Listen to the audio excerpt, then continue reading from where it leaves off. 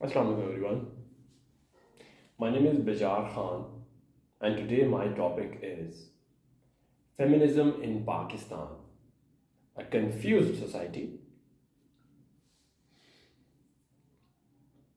First, let me give you some bite-sized nuggets on historic perspective. Feminism first began in 1902. Around 300 people gathered as a protest, both men and women. Of course, the majority was women, and they started demanding equal rights in the United States for men and women, both. This was in 1902. The movement was started by this lady called Elizabeth Cady Stanton. She is considered the pioneer of feminism. Now, a century has passed, and we all now realize that feminism is a powerful force that is here to stay and is changing the world. To make things even simpler, I will explain the concept of feminism and its different paradigms. Very simply, feminism comes from fem and basically refers to equal rights for men and women both. There are three parts to this basically. The first talks about social rights, the second talks about economic rights, and the last talks about political rights. The first one, economic rights. Basically, economic rights refers to the right of a woman to own property, to manage her own business, and to grow in her corporate career.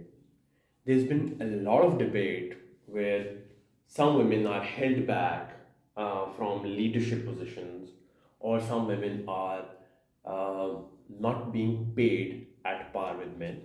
So, a lot of inequality conversations have been happening in the last decade, and all of these come in this area.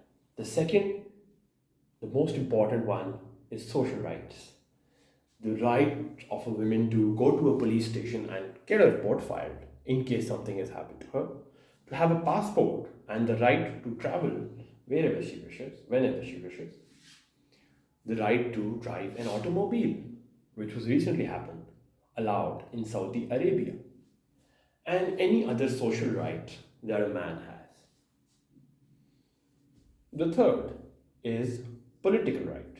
Quite simply, it is the right of a woman to go and choose her leader, the right to vote, in the right to cast her vote in a ballot box.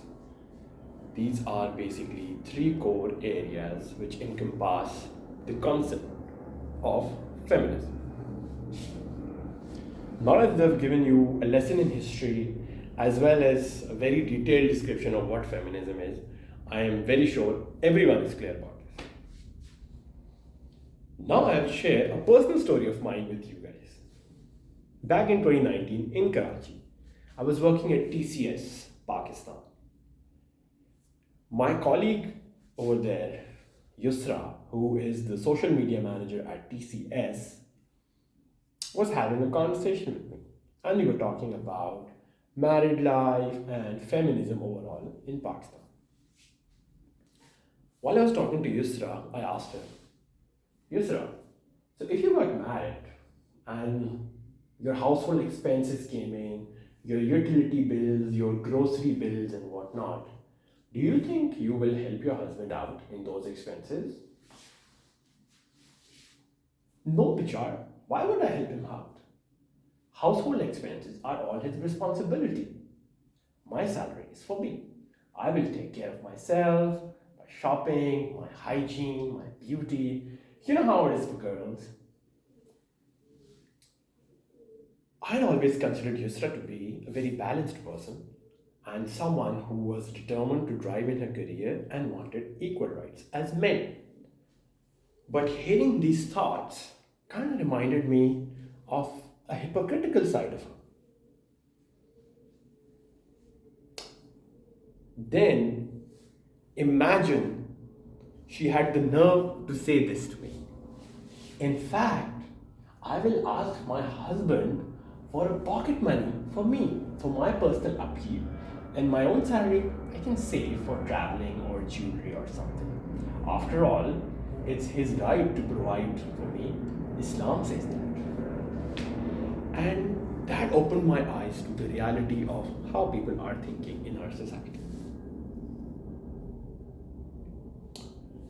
We had this other colleague of ours sitting there, and interestingly, he also posted a question.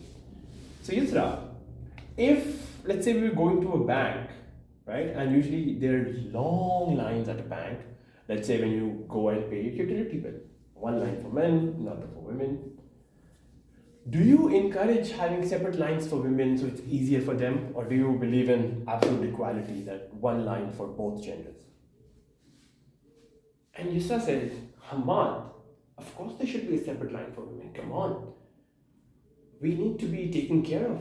I mean, women are generally gentle creatures, and men, well, they're dogs. Right. So, hearing these thoughts, I understood that on the one hand, she was talking about equal rights, but deep down, she wanted preferential treatment. She liked this VIP culture. Well, that conversation ended, and life goes on. And over the course of the last few years, I've met a few other colleagues and friends and women, and they have shared similar thoughts. And I'm worried about the hypocrisy of all of this. Of course, these are just few women that I've met. This does not represent the views of all the women in Pakistan. But I am worried.